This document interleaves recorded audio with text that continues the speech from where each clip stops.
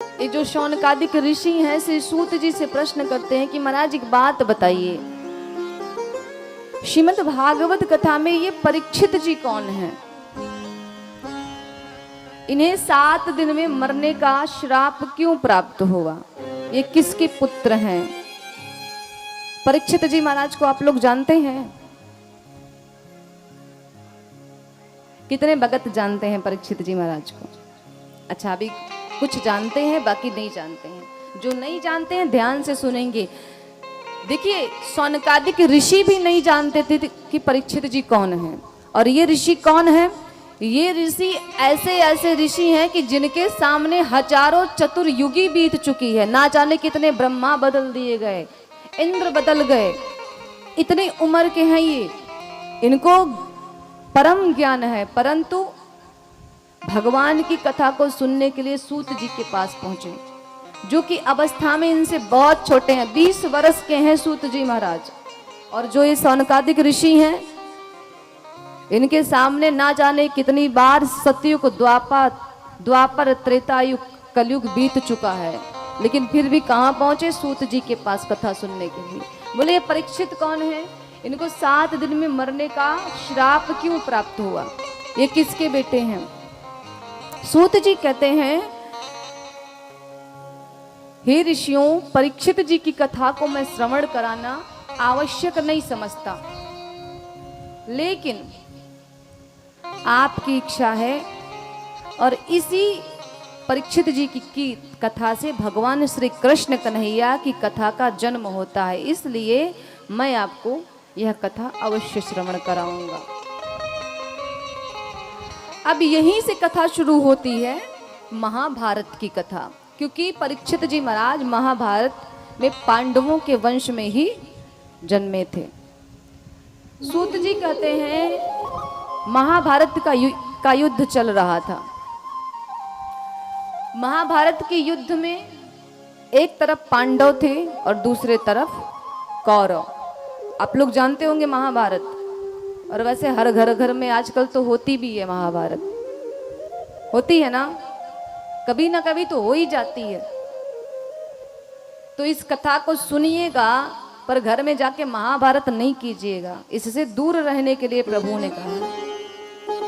एक तरफ पांडव हैं, एक तरफ कौरव हैं। पांडव महाराज पांडु के पुत्र हैं और कौरव पांडु महाराज के बड़े भैया धृतराष्ट्र के पुत्र हैं। अब महाराज पांडु के 5 पुत्र हुए और कौरव 100 भाई थे।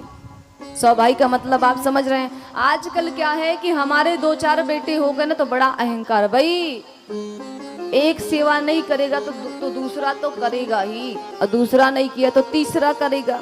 मैं तो आनंद से मेरा बुढ़ापा कट जाएगा। और पता चला चारों ने नहीं किया तो चारों ने पारी बांध दी कि ये जो पिताश्री हैं 1 महीना आपके साथ रहेंगे, 1 महीना आपके साथ, 1 महीना आपके और 1 महीना आपके। अब पिताजी तो हो गए कठपुतली, कभी उसके घर में जाके रोटी तोड़ रहे हैं, खरी खोटी सुन रहे हैं, कभी उसके घर में। तो परिवार का अहंकार कभी नहीं करना चाहिए। परिवार अगर सुंदर है भी भगवान की कृपा से तो उसे ठाकुर जी का प्रसाद ही समझो, और उनसे कहो कि प्रभु जो सुंदर परिवार दिया ये बना रहे, कभी अहंकार ना आए। धृतराष्ट्र महाराज के 100 पुत्र हैं और पांडु महाराज के 5 पुत्र। पांडु महाराज के पुत्रों का नाम है युधिष्ठिर,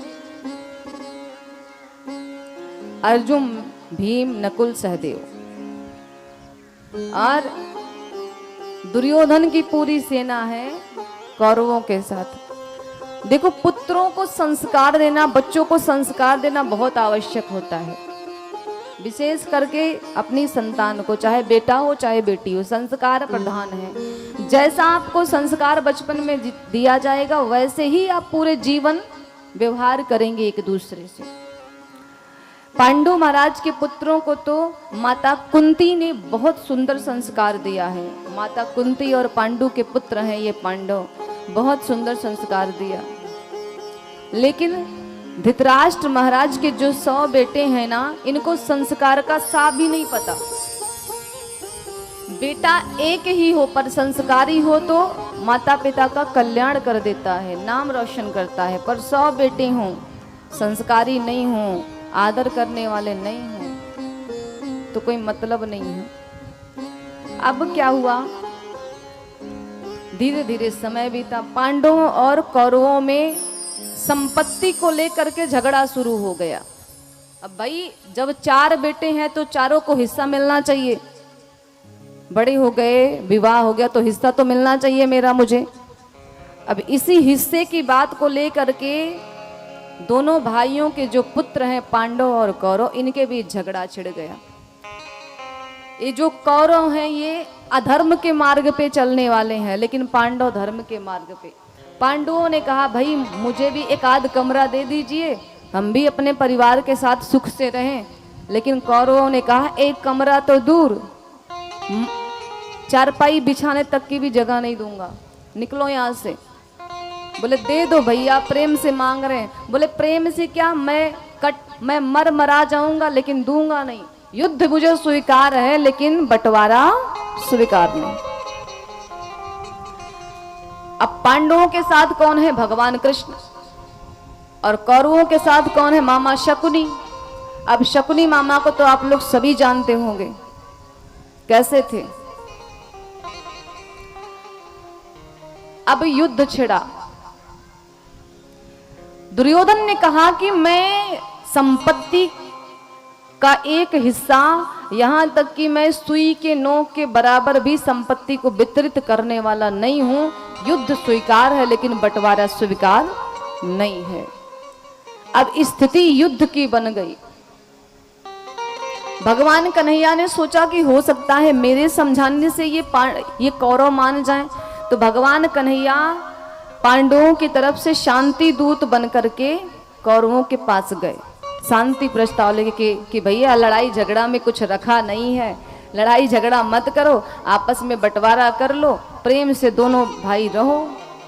लेकिन पांडव तो राजी थे पर ये कौरव नहीं राजी थे। बोले नहीं महाराज, जमीन का बंटवारा तो होगा नहीं, भले मारपीट हो जाए वो ठीक है। आज की भी यही स्थिति है कुछ कुछ घरों में। भगवान लौट के आए, धीरे धीरे समय बीता, अब युद्ध की स्थिति बनी। आज भगवान के जो परम भक्त हैं वो कौन है, अर्जुन जी महाराज।